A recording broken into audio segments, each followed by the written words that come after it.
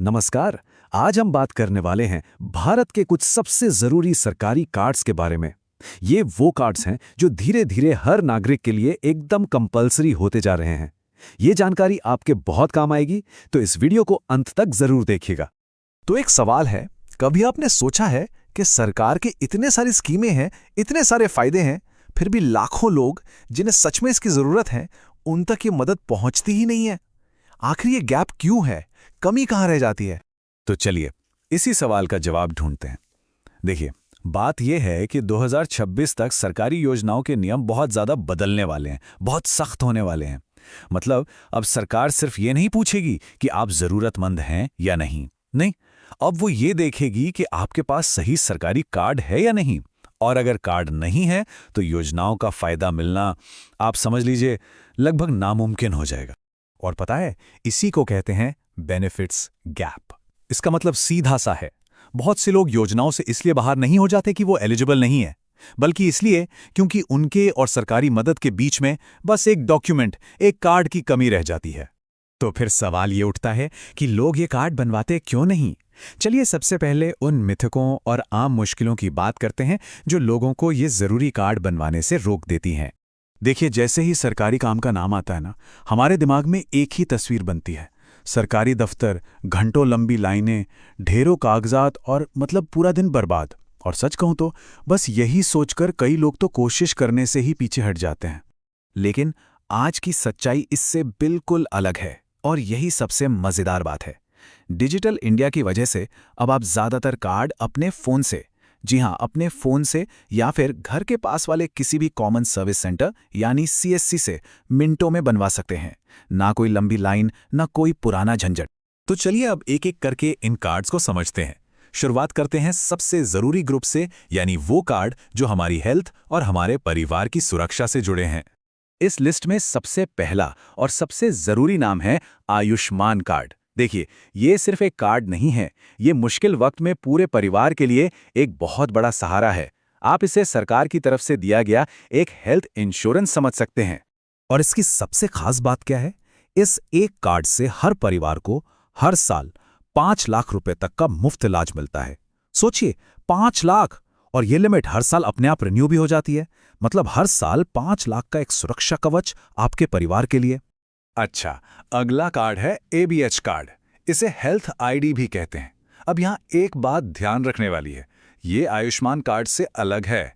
ये कोई इंश्योरेंस नहीं है, ये तो आपकी सेहत का एक डिजिटल लॉकर है। आपकी सारी मेडिकल रिपोर्ट्स, डॉक्टर के पर्चे, दवाइयाँ, सब कुछ एक ही जगह पर सेफ रहता है, जिससे कोई भी डॉक्टर एक क्लिक में देख सकता है। अब बात करते हैं हमारे घर के बुजुर्गों की, जिनकी उम्र 60 साल से ज्यादा है। उनके लिए है सीनियर सिटीजन कार्ड। ये कार्ड उनके लिए सम्मान और सुविधा दोनों लेकर आता है। इससे उन्हें बैंकों और अस्पतालों में प्रायोरिटी मिलती है, ट्रेन और बस के टिकट में छूट मिलती है, और तो और ये ओल्ड एज पेंशन जैसी स्कीमों का भी बेस बनता है। ठीक है, तो हेल्थ की बात हो गई। अब चलते हैं अगले ग्रुप पर और देखते हैं कि काम और रोजगार से जुड़े कौन कौन से कार्ड हैं जो हमारे मजदूर भाई बहनों को ताकत देते हैं। इसमें सबसे पहले आता है ई श्रम कार्ड। ये कार्ड देश के उन करोड़ों मजदूरों के लिए है जो अनऑर्गेनाइज्ड सेक्टर में काम करते हैं, मतलब जिनका कोई फिक्स्ड एम्प्लॉयर नहीं है। ये कार्ड असल में सरकार का एक डेटाबेस है, जिससे सरकार को पता चलता है कि आप कौन हैं, क्या काम करते हैं, ताकि कोई भी मदद सीधे आपके अकाउंट तक पहुंच सके। अब ये किसके लिए है, जरा सोचिए। कंस्ट्रक्शन पर काम करने वाले मजदूर, गली में ठेला लगाने वाले, घरों में काम करने वाले लोग, नाई, बढ़ई, रिक्शा चलाने वाले, यहां तक कि छोटे किसान भी। ये कार्ड इन सभी के लिए है। तो अगर आप या आपके जानने वालों में कोई ये काम करता है तो उन्हें इस कार्ड के बारे में जरूर बताइए। फिर आता है लेबर कार्ड। ये स्टेट लेवल का कार्ड होता है, मतलब हर राज्य का अपना अलग अलग होता है। और ये कमाल का कार्ड है, पता है क्यों? क्योंकि ये एक कार्ड आपके लिए 40 से ज्यादा सरकारी स्कीमों के दरवाजे खोल देता है। बच्चों की पढ़ाई की स्कॉलरशिप हो या बेटी की शादी के लिए मदद, सब कुछ इसी कार्ड से जुड़ा है। और हमारे देश के युवाओं के लिए जो नौकरी ढूंढ रहे हैं, उनके लिए है एनसीएस कार्ड, यानी नेशनल करियर सर्विस कार्ड। आप इसे अपना एक सरकारी डिजिटल बायोडेटा मान सकते हैं। ये प्लेटफॉर्म आपकी प्रोफाइल को सीधे कंपनियों से जोड़ता है और आपकी क्वालिफिकेशन के हिसाब से आपको जॉब अलर्ट्स भी भेजता है। चलिए अब बात करते हैं उन कार्ड्स की जो हमारी सबसे बेसिक जरूरतों की बुनियाद हैं, यानी रोटी, कपड़ा और मकान। और इसमें सबसे पहले है राशन कार्ड। देखिए, राशन कार्ड की ताकत अब सिर्फ सस्ते अनाज तक नहीं रह गई है। नहीं, ये तो अब एक मास्टर की बन चुका है। आपको प्रधानमंत्री आवास योजना में घर चाहिए, राशन कार्ड लगेगा। उज्ज्वला योजना में गैस कनेक्शन चाहिए, राशन कार्ड लगेगा। ये अब एक बहुत ही जरूरी पहचान पत्र भी है। हमारे किसान भाई बहनों के लिए किसान क्रेडिट कार्ड यानी केसीसी किसी वरदान से कम नहीं है। ये कार्ड किसानों को उन साहूकारों के महंगे कर्ज के जाल से बचाता है। इससे उन्हें खेती की ज़रूरतों के लिए सही समय पर और बहुत ही कम ब्याज पर लोन मिल जाता है। और फिर आता है मनरेगा जॉब कार्ड। एक बात समझ लीजिए, ये सिर्फ एक योजना नहीं है, ये ग्रामीण परिवारों के लिए एक कानूनी गारंटी है।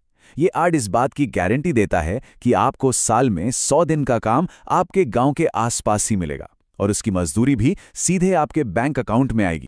तो इन सभी कार्ड्स को देखने के बाद एक बात तो बिल्कुल साफ है, हमारा भविष्य, हमारी पहचान, सब कुछ अब डिजिटल होता जा रहा है। तो टेक अवे क्या है? सबसे अहम बात यह है कि ये डॉक्यूमेंट्स अब सिर्फ एक सुविधा या ऑप्शन नहीं है। नहीं, ये एक नागरिक के तौर पर अपने हक को पाने की नींव हैं। इन्हें बनवाना आज के समय में भविष्य के लिए एक बहुत जरूरी इन्वेस्टमेंट है। लेकिन हाँ, ये सब हमें एक बहुत बड़े और जरूरी सवाल पर भी लाकर खड़ा करता है। सवाल ये कि जैसे जैसे हमारी पहचान डिजिटल हो रही है, इन जरूरी सर्विसेज का फायदा उठाते हुए हम अपने पर्सनल डेटा को, अपनी निजी जानकारी को सेफ कैसे रखें? इस सवाल पर सोचिएगा जरूर। ऐसी ही और जानकारी के लिए ऑल कैन स्टडी को सब्सक्राइब कीजिए। धन्यवाद। चलिए अगले विश्लेषण में मिलते हैं।